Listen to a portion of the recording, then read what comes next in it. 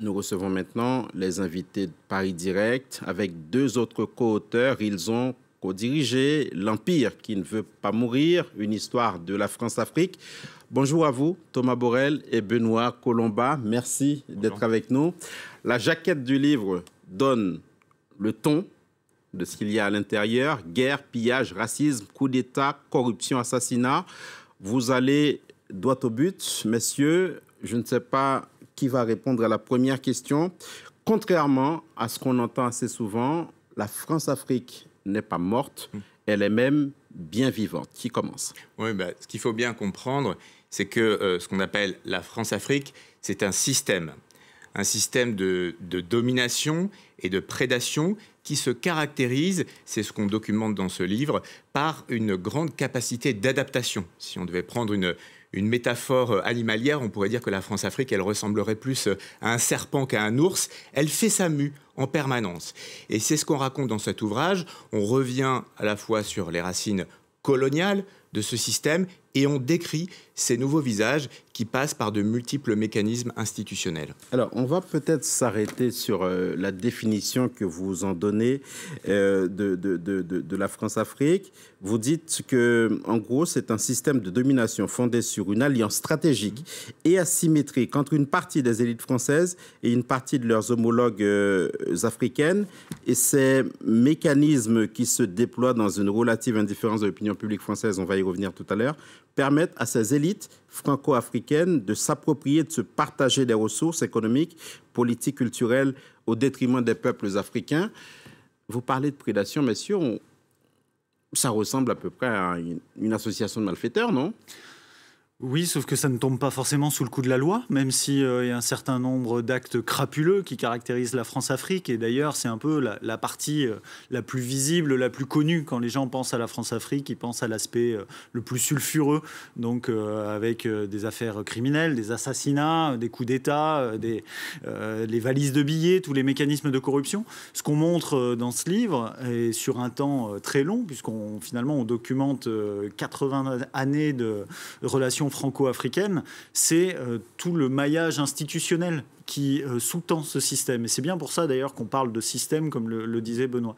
Donc, effectivement, il y a un mécanisme, un système de prédation, mais qui repose en bonne partie sur des fondations légales. Et c'est une grosse partie du problème. Et donc, vous passez au crible ces rapports entre la France et le continent. Il y a un passage, Benoît Colomba, qui m'a interpellé sur la transition entre un impérialisme formel, un impérialisme informel. Vous dites en somme que ce qu'on a appelé les indépendances ne participait au fond que d'une grande illusion, que d'un tour de passe-passe. Expliquez-nous. Oui, c'est ce que je disais tout à l'heure, la grande capacité d'adaptation de ce système au moment des indépendances au début des années 60.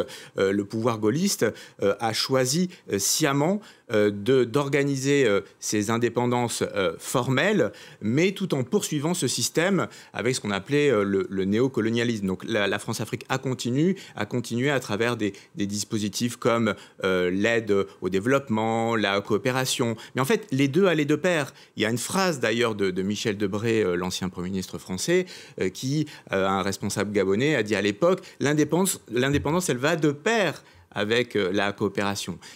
Donc ça a été vraiment quelque chose de tout à fait fondamental et qui se poursuit encore aujourd'hui. C'est un peu le paradoxe, c'est-à-dire il y a l'aspect crapuleux, le plus évidemment contestable, le côté mercenariat, coup d'État, le côté le plus spectaculaire, qui aujourd'hui commence à être connu, notamment grâce à l'action d'associations comme Survie. Mais il y a toute une face émergée de l'iceberg qu'on voit, mais qu'on ne regarde pas forcément et donc qu'on ne remet pas en cause. Et c'est ça ce qu'on explique aussi dans le livre. Aujourd'hui, la France ne veut plus parler officiellement même d'aide publique au développement. Rémi Rioux, le patron de l'AFD, était sur ce plateau à votre place hier, le disait.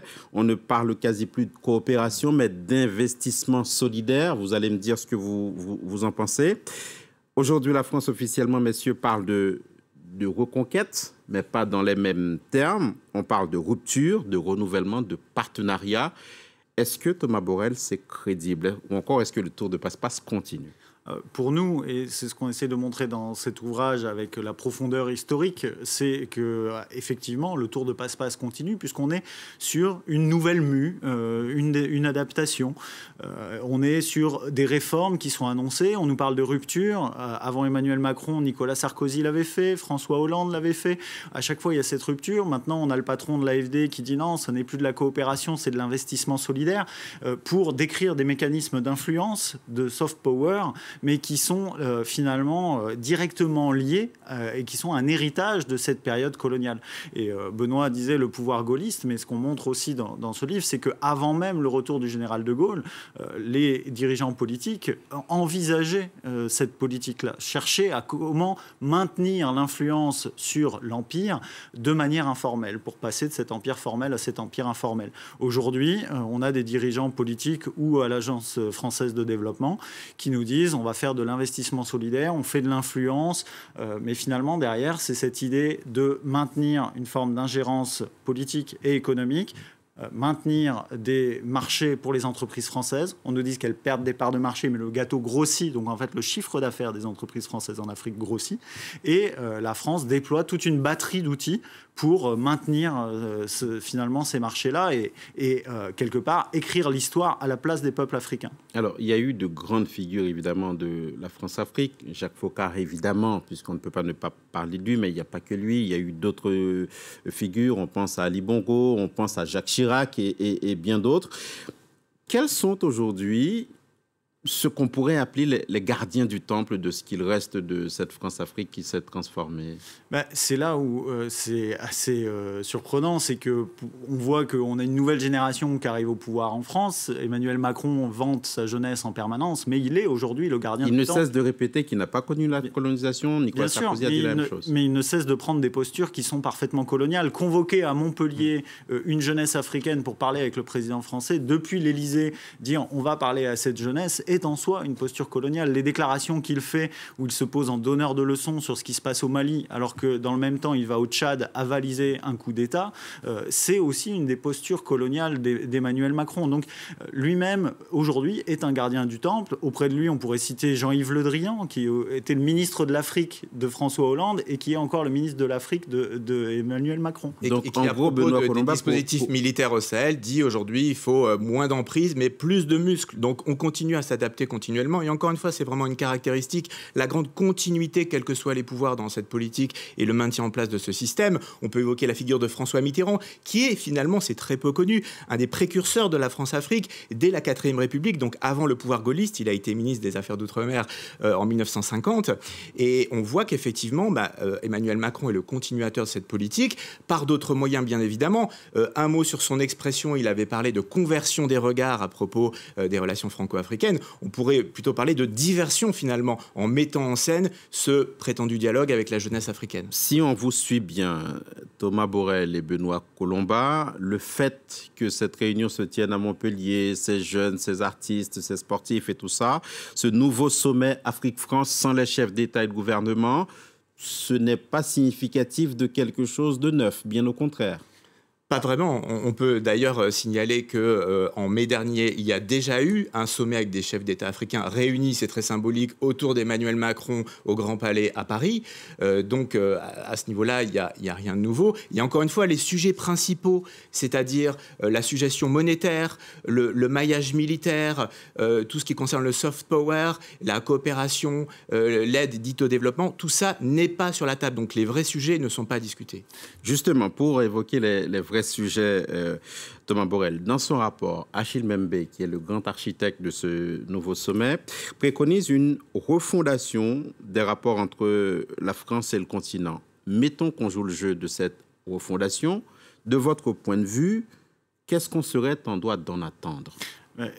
Des choses qu'on ne trouve pas dans les recommandations d'Achille Mbembe. Malheureusement, il parle de refondation. Tout ce qu'il est en train de faire, c'est une relégitimation. Il œuvre à une relégitimation de la politique française en Afrique. Parce qu'on nous dit qu'il n'y a pas de tabou, que les sujets sont sur la table. Il évoque dans son rapport quelques-uns de ces sujets, assez vite et en les documentant bien peu, malheureusement, comme la coopération militaire avec des dictatures, le fait qu'on ait des officiers français au sein des appareils répressifs de ces dictatures, encore aujourd'hui. Mais ces aspects-là, ensuite, ne sont pas dans les recommandations. Il y a des recommandations toutes simples. Il faut que l'armée française quitte le continent africain. Ça veut dire la fermeture des bases, ça veut dire le retrait des coopérants militaires, des appareils répressifs de ces régimes. Sur le franc CFA, la France n'a pas à venir écrire les réformes du système monétaire. Elle doit sortir de ce système monétaire.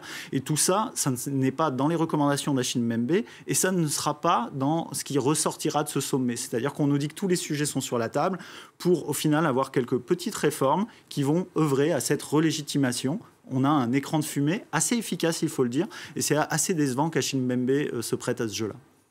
Benoît Colomba. Non, peut-être simplement ajouter que, puisque ça fait partie des propositions qui s'est avancées, ce n'est pas en organisant, mettant en place un fonds qui sera censé aider la société civile africaine. C'est pas le problème finalement. Le problème, c'est arrêter de soutenir des dictateurs qui oppriment leur peuple et arrêter de poursuivre des dispositifs institutionnels qui continuent de maintenir cette domination justement et à la perpétuer. Et on a vu effectivement, ça a été cité par Thomas, le déplacement d'Emmanuel Macron après la mort d'Idriss Déby au Tchad. Et c'est vrai que là, d'une certaine manière, il avalisait un coup d'État constitutionnel. Merci beaucoup, Benoît Colomba, Thomas Borrell, d'être venu jusqu'à nous, co-directeur de ce gigantesque ouvrage. L'Empire qui ne veut pas mourir, une histoire de la France-Afrique, c'était nos invités de ce vendredi. Merci.